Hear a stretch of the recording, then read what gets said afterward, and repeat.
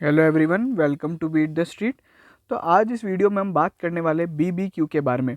इस वीडियो में हम आपको बारबेक्यू नेशन से रिलेटेड आज सारी जानकारी देंगे, लिस्टिंग डे स्ट्रेटेजी बताएंगे।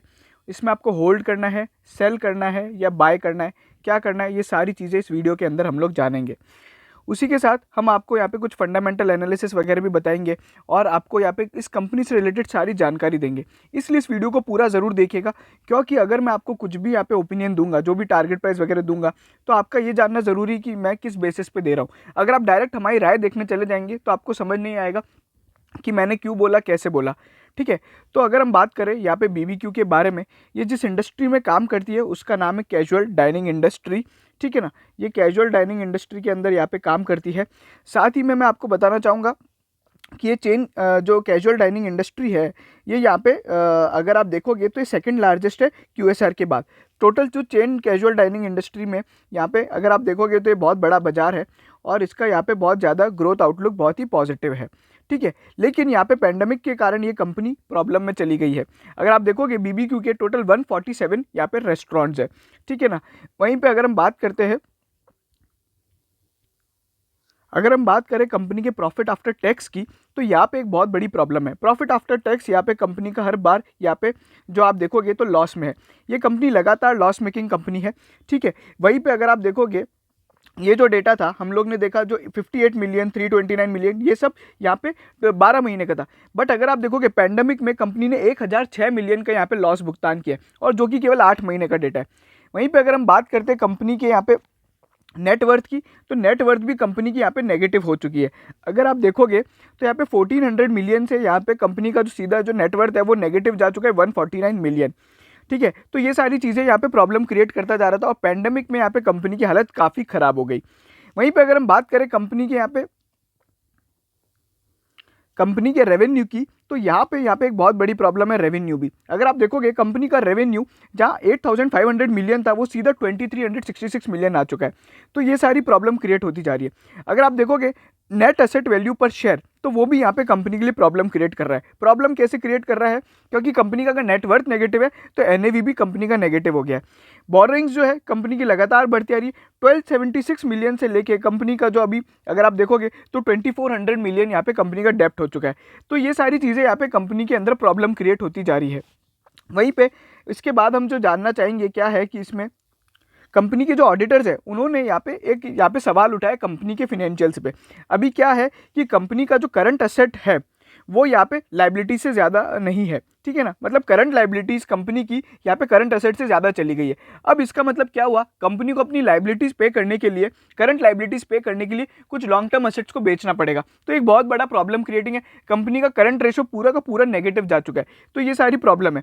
वहीं पे मैनेजमेंट ने कुछ एस्टिमेट्स और अजम्पशंस लगाए हैं जिसके बेसिस पे यहाँ पे फिनेंशियल इम्पैक्ट वगैरह जो देखा गया है, वो अभी ऑडिटर को डाउट है कि ये फिनेंशियल इम्पैक्ट और जो अजम्पशंस एस्टिमेट है वो सब यहाँ पे सही है या गलत है।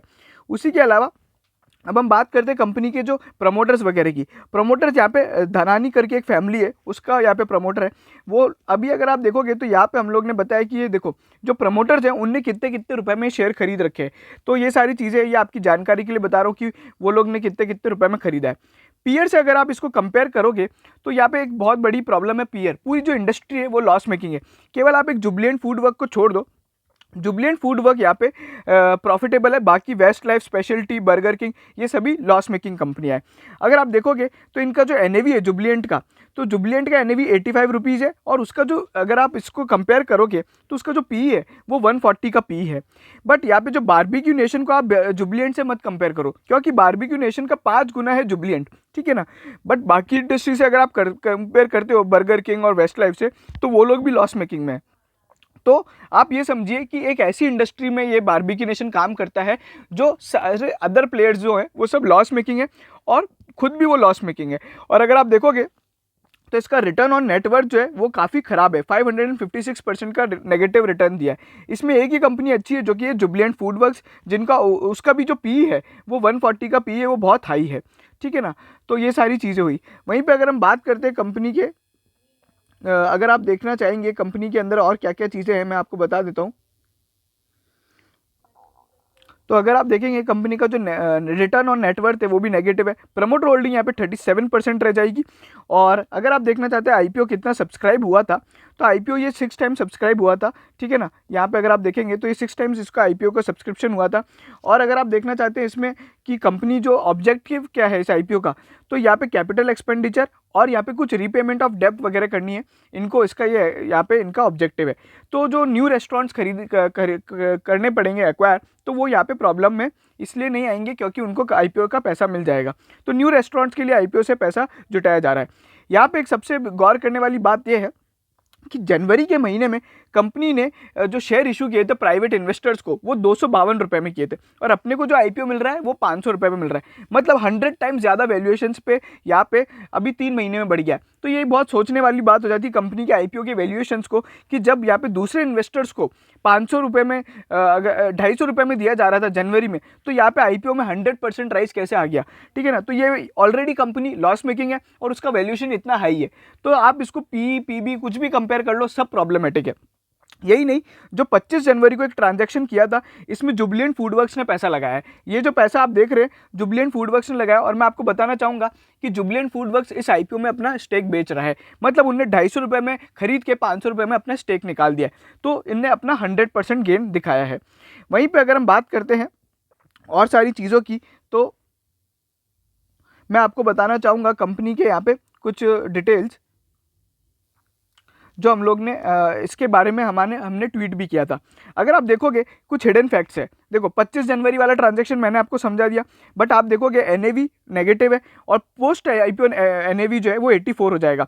वो इसलिए हुआ क्योंकि कंपनी को जो आईपीओ से पैसा मिल गया तो उससे एसेट बढ़ गई, तो वो सारी चीज़ें। But return on net worth negative, डेब्ट भी यहाँ पे कंटिन्यूस बढ़ रहा है, ठीक है। और पूरी इंडस्ट्री में जो एक कंपनी है वो प्रॉफिटेबल है, वो है जुबिलेंट, उसका भी पी 140 का है। इसलिए मैंने आपको बोला था इस आईपीओ से आप बिल्कुल दूर रहे, ठीक है ना। और उसी के अलावा यहाँ पे जो बर्गर किंग, वेस्ट लाइफ है और बाकी सारी कंपनियाँ हैं, वो सब कंटिन्यू लॉस मेकिंग इंडस्ट्रीज़ में है, ठीक है ना। तो ये सारी चीज़ें, और हम लोग ने कुछ की मैट्रिक्स का चार्ट भी बनाया था, मैं आपको बताता हूँ। तो ये आप देखेंगे तो हमारा जो हम लोग ने थोड़ा बहुत यहाँ पे रिसर्च वगैरह किया था और चार्ट वगैरह बनाए थे, तो ये आप देख सकते हैं कंपनी का रेंट वगैरह 432 626 मिलियन कैसे बनता गया। रेंट टू रेशो जो आप देखोगे तो यहाँ पे अलग ही यहाँ पे चलता जा रहा है। डेप्ट कंपनी की बढ़ती जा रही है, प्रॉफिट जो लॉस है वो बढ़ता जा रहा है, नेटवर्थ नेगेटिव हो गई है। रेस्टोरेंट्स का जो नंबर है वो टोटल ज़रूर बढ़ा है, 147 रेस्टोरेंट्स इंडिया में है, 6 रेस्टोरेंट्स इनके आउट ऑफ इंडिया में, इंटरनेशनल बारबेक्यू नेशन के नाम से।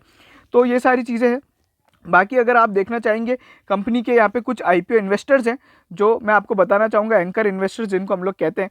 बट एंकर इन्वेस्टर्स से रिलेटेड एक बात मैं आपको बता दूं कि इन एंकर इन्वेस्टर्स की बातों में नहीं आना है कि इस बड़े फंड ने लगाया तो हमको यहाँ पे पैसा लगाए रखना है, ये सारी चीज़ें बिल्कुल नहीं करनी है।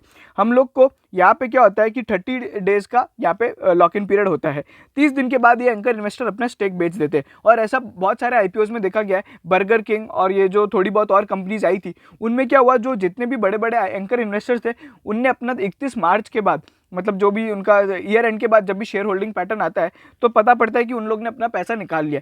तो ये सब भी आपके जैसे ही हैं, लिस्टिंग गेन के लिए लगाते हैं और ये ज़्यादा यहाँ पे पैसा इसमें और कुछ इन्वेस्ट भी नहीं करते हैं, ठीक है ना। नाम बहुत बड़े बड़े, फिडेलिटी है, गोल्डमैन सैक्स है, एसबीआई है, एचडीएफसी है, वो सारी चीज़ें हैं।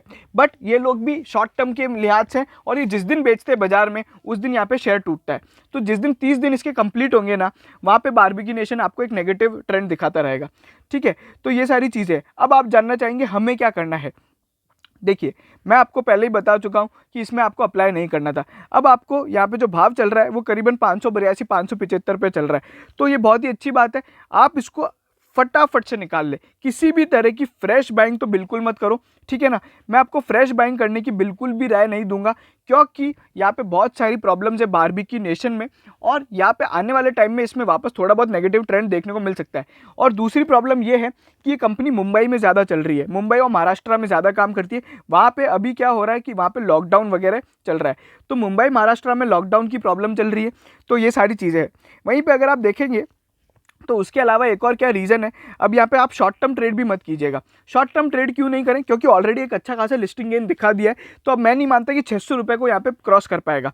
तो अभी 600 रुपये के लगभग ये जाएगा नहीं। और अगर यहाँ पे आज जो लिस्टिंग इसकी जो क्लोजिंग होती है वो 545 के लगभग होती है या फिर नेगेटिव चली जाती है, मतलब 540 के अंदर होती है, तो आपको कल नेगेटिव ट्रेंड मिल सकता है। बट अगर यहाँ पे 600 रुपये पे लिस्टिंग होती है, 600 रुपये पे क्लोजिंग होती है, तो आप मान सकते हैं कि यहाँ पे थोड़ा बहुत आपको कल पॉजिटिव ट्रेंड दिख सकता है। बट मैं कंप्लीटली आपको राय दूंगा, लॉन्ग टर्म के लिए तो बिल्कुल नहीं लगाए। फ्रेश बाइंग अगर किसी को करनी है शॉर्ट टर्म ट्रेड वगैरह करने के हिसाब से बहुत रिस्की हो सकता है, तो आप 600 रुपये का टारगेट रख सकते हैं, उससे ज़्यादा आप बिल्कुल एक्सपेक्ट मत कीजिए इस आईपीओ से। ठीक है, तो ये सारी चीज़ें हैं।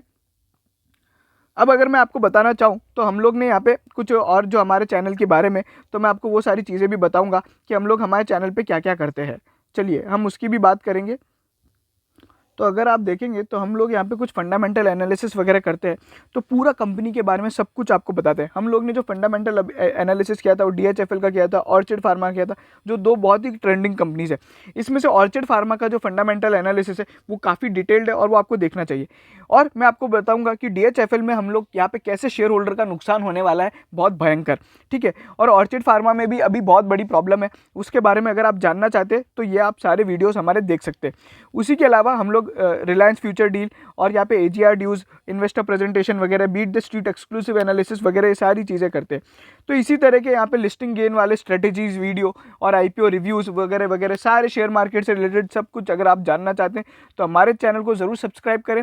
हमारे ट्विटर लिंक को भी ज़रूर आप फॉलो कीजिए, वहाँ पे हम लोग बहुत सारे जो चीज़ें हैं वो वहीं पे हम लोग अपलोड करते रहते हैं।